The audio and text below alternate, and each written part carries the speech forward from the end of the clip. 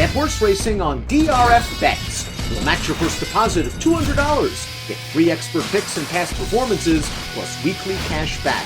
All from Daily Racing Form, the most trusted name in horse racing. Dan Illman taking a look at the first leg of a 50-cent pick 4 at Gulfstream Park on New Year's Eve. This is a graded stakes race and a good one. Race number 8, the Grade 3 Mr. Prospector Stakes. We're going 7/8 of a mile.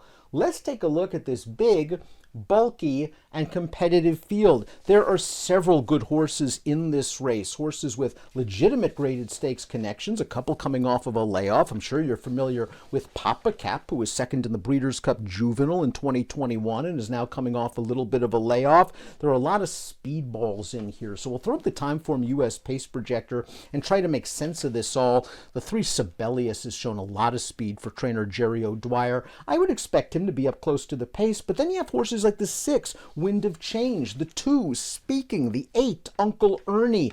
These horses have all shown the ability to get close to the pace. Even the 11, County Final, a horse stretching out from 5 to 7/8 after showing speed at the shorter distance. There's a chance this race sets up for a late kicker, and a horse that would fit the bill might be the number 1, Shirley Furious, who has one going route to sprint in the past and has faced good competition in his last few races. He was a stakes winner going 2 turns over the synthetic at Presque Isle Downs, and then last time out he ran on dirt in the Grade 3 Ack. Now he is a horse that has route speed. He showed speed going the 1-turn mile at Churchill Downs. He was just in, I think, a little bit too tough at Churchill in the Ack. The 5th place finisher of that race came back to run second in the Grade 2 Fayette with a 92 buyer, then second in the Grade 1 Clark with a 96 buyer. So not only is Shirley Furious getting some distance relief, cutting back, but also I think this is a drop in class. Again, the horse has one going route to sprint in the past, has one from off of the pace, has yet to win on dirt, and I think that's a little bit of a question mark considering that all 5 lifetime wins have come on the synthetic surface, but I think he's run well enough on dirt that you might want to give him a chance if you believe this pace is going to be hot and he could come running in the lane. The number 2, Speaking, I believe, is one of the speeds, and I think they're going to have to try to take advantage of post position 2 with this New Jersey bred, who last ran against fellow 3-year-olds in the Grade 2 Gallant Bob on Pennsylvania Derby afternoon. He showed high speed in that race, and he paid the price at a big price. The 3rd place finisher came back to win the Grade 3 Bold Ruler with a 97 buyer, then just missed when second in the Grade 3 Fall Highweight with 98 buyer speed figure. Speaking ran to 2 next out winners in the Gallant Bob. He's got speed. I like him a lot better at 3/4 than 7/8, especially if the pace is hot, but this is a horse that, again, his speed puts him in the mix early, and we'll see if there are scratches, if the pace isn't as fast as expected. Maybe he carries that speed a little bit more. Sibelius was a revelation over the summer for trainer O'Dwyer, won a 2nd level allowance at Saratoga with a triple-digit buyer speed figure, then looked very good, taking advantage of a speed-friendly track at Pimlico to win the Light Diffuse Stakes, where he just went to the front and showed that field his heels. He won by almost 8 lengths. He disappointed a little bit at Keeneland in the Phoenix 2 starts back, but his most recent effort, I think, showed that he can step with legitimate stakes horses. He was second in the Bet on Sunshine at Churchill Downs after battling for the lead. He finished ahead of a couple of next out winners, and the horse that beat him is closing in on $1 million in career earnings. He would bounce out of the Bet on Sunshine to run second in a stake at the Fairgrounds with a 98 buyer speed figure. While Sibelius does like to be close to the pace, I don't think he necessarily needs the lead to succeed. It gives Junior Alvarado some options. This horse has run some very fast races. 7/8 of a mile, I think he's slightly better at 3/4, but he has proven himself at 7/8 in the past. Papa Cap is the number 4, and again, this is a horse who was a graded stakes winner sprinting at 2. They wanted to get him on the Kentucky Derby Trail, and why not? He ran second in the American Pharoah, a Grade 1. He ran second in the Breeders' Cup Juvenile. He started out his 3-year-old campaign, missing by less than a length in the Grade 3 LeCompte. After that, he seemed to go a little bit off form as the distances increased. We haven't seen him since the end of July, where he ran in the Amsterdam against Gunite, who is one of the better 3-year-old sprinters in the country. He would come back to run second in the Grade 1 H. Allen Jerkins with a 102 buyer, then win his next 2 stakes appearances with buyers of 101 and 106. In that race, Mark Casse told Track Publicity that he got hit with the eye. Papa Cap got hit in the eye with something. His eye was swelled shut after the race. Papa Cap had an excuse for that performance. He ran into the high-level Jack Christopher 2 starts back and 3 starts back in the Pat Day Mile. This is a nice starting off point off the layoff. I like that Cassie gave him plenty of time to recover. Bullet workout out of the gate, 2 starts back. He has to deal with a layoff, and he might be a relatively short price off a 5-month benching, but he obviously fits in this race. Steel Sunshine is up next, and they tried him in the Grade 3 Oklahoma Derby last time out, going 1 mile and 1/8. He had a 3-race win streak snapped that day. The 4th finisher of the Oklahoma Derby came back to place in the Zia Derby with an 88 Beyer speed figure.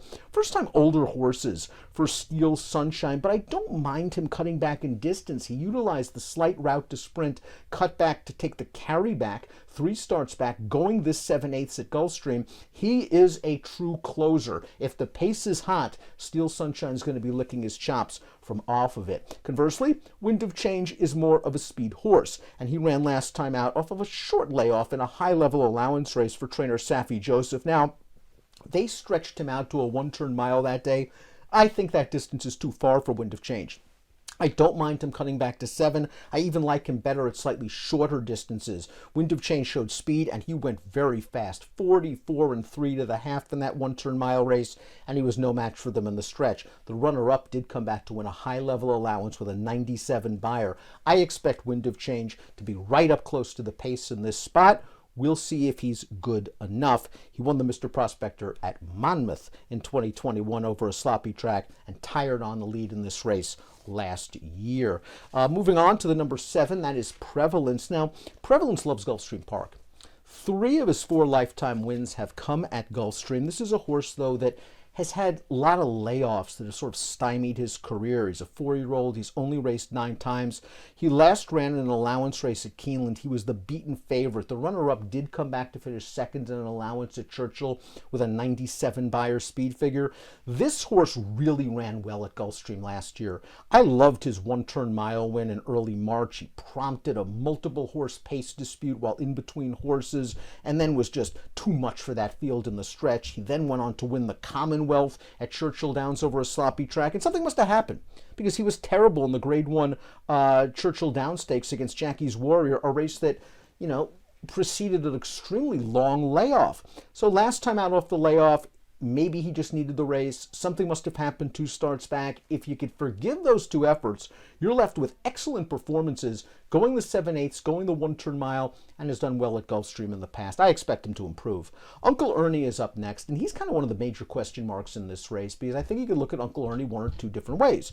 You can say this is a horse in raging form right now with the speed to get up right close to the pace, and has looked good in his most recent starts. Let's watch the 2nd-level allowance going 3/4 of a mile at Parks last month. And he went right to the lead, and he kicked on home, just like he did in his prior start in a 1st-level allowance, where he was also odds on, and he went right to the lead and had too much speed for those horses. You look at those 2 races, you're thinking Uncle Ernie's a stakes horse. Now, he might be a little bit dressed up. Timeform US color-coded the last 2 races, the fractions of the last 2 races, blue, slow pace. He's likely going to have to work a lot harder to get to the lead in this spot. And 7 furlongs, while it's good for him, he's going to have to go another furlong. These last 2 races were at 6. I think he's pretty good, Uncle Ernie. The pace scenario could be the key to this race. Does he have to just go all out early and leave him vulnerable in the final 16th of a mile? Dean Delivers is up next, second last time out in an allowance race, cutting back from a mile to 6 furlongs. He ran to No K No, who's also in this race. I thought it was a useful performance for a horse that was stakes placed 2 starts back. I think that Dean Delivers is the kind of horse that is tactical enough to sit just off of the pace. 7 furlongs is good for him. He's lightly raced. He has a lot of upside potential. As for No K No, let's watch his most recent start where he defeated Dean Delivers, coming from off the pace. First started off about a 2.5-month layoff for Fausto Gutierrez. No K No looked good winning this race with a career best Beyer speed figure of 91. He also got a very, very good trip up the inside. He was game to prevail. This is a much tougher spot. He's going to be stepping up into a graded stake for the first time. We'll see if he is good enough. enough. County Final is up next. He is making his first start off the Saffie Joseph Claim. 7 furlongs is a bit of a question mark for County Final, who was so game, winning for 5/8 the day he was claimed over a sloppy track at Churchill. I mean, he battled for the lead every step of the way. It looked like he was in hot water at the quarter pole, and he just refused to yield. He kept on digging along the inside. He won with a 94 Beyer speed figure. I usually take 5/8 of a mile Beyers with a little bit of a grain of salt, especially with horses stretching out and stepping up in class. But I've liked what I've seen from County Final throughout most of his career.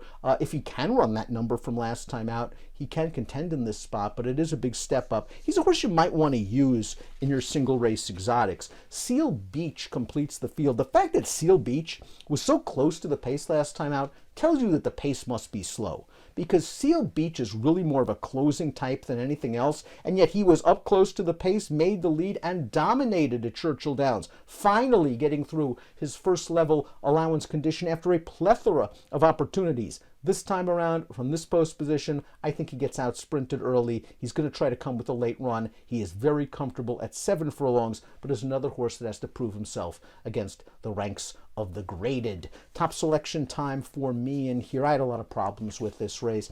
I do think Uncle Ernie is a horse that you might want to consider.